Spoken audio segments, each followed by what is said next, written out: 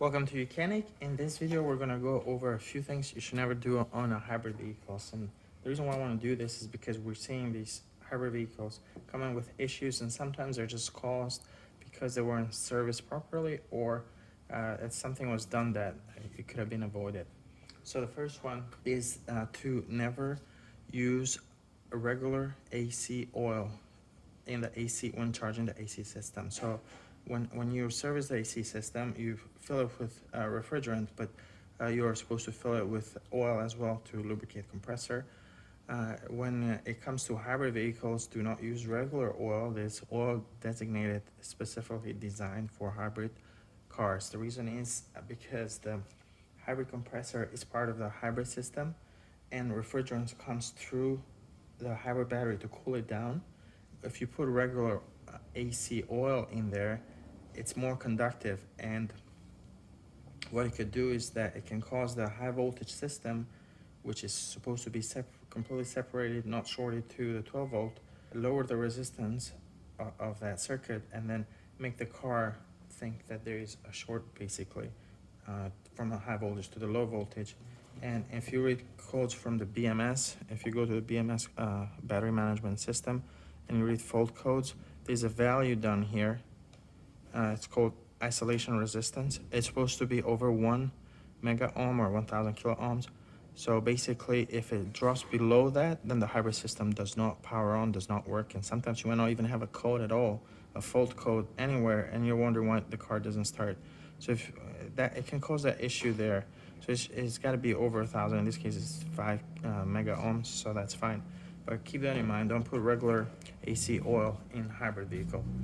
The second thing that should avoid with hybrid vehicles and electrical cars as well is that do not let these cars sit without ever starting for more than a month, basically. What happens is that the hybrid battery can get discharged just on its own from sitting up to as much as 10% of the capacity of the battery in 4 weeks. So basically, if you let a car sit for months, sometimes that can happen, especially if the car is not running, has issues. Sometimes they get taken to a dealership and they keep them for months and months and to troubleshoot them. It's not unheard of, it's not uncommon.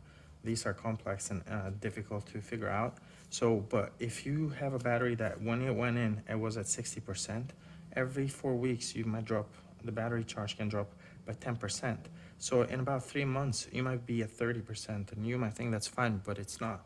Because if you start dropping below 30, up to about 25%, the car, the DC-DC converter, will use the 12 volt to charge the high voltage battery, somewhere between the 20 and 30% range. But if you keep going and let the car sit even longer than that, what's going to happen is that that battery is going to go to such a critical low level that the car itself will not try to charge. It will not even attempt charging that hybrid battery. So you take the car in for one problem, you end up with 2 problems, and just because the car sat for a really long time. Dealerships will not charge critically discharged battery. Sometimes doing discharge, or we've seen either things like where the BMS, the battery management system, which is inside the battery, those fail just from sitting. But definitely the battery can discharge, and that's what's going to happen.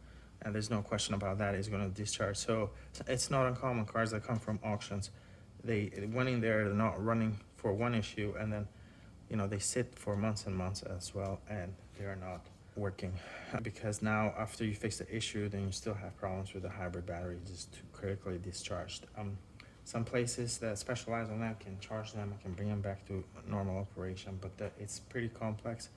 And also, it's not guaranteed, because sometimes you might have, like I said earlier, you might have more issues that have developed with the hybrid circuit or the BMS during that period. The last thing I want to say is that do not cycle the key. If the car does not start, don't cycle the key on and off very quickly or rapidly. You might have tried that with a regular car that has a regular starter, but these cars, if depending how they're designed, they might not have a starter at all. It's just all electric, so electric motor starts the engine. So the hybrid system basically is starting the engine.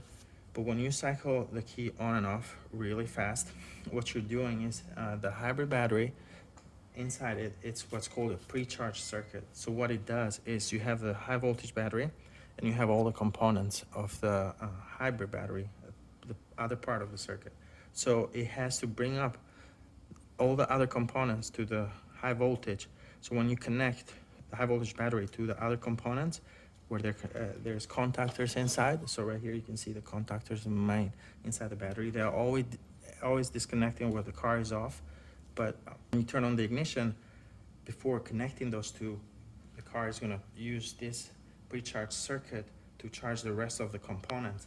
And then when the contactors here connect the two sides, the high voltage with the rest of the circuit on the high voltage system, there's no big sparks. There's no sparks on the contactors or welding or anything like that. Just imagine like a car battery. You have a car that's completely dead and you connect to a fully charged battery, you see all those sparks. Well, the same thing can happen when you have basically the high voltage battery trying to power the rest of the high voltage system. If the other side of the circuit is at 0 volt, then you're gonna have, so we pre-charge it the other side of the circuit so that there's no sparks at the contactors and welding.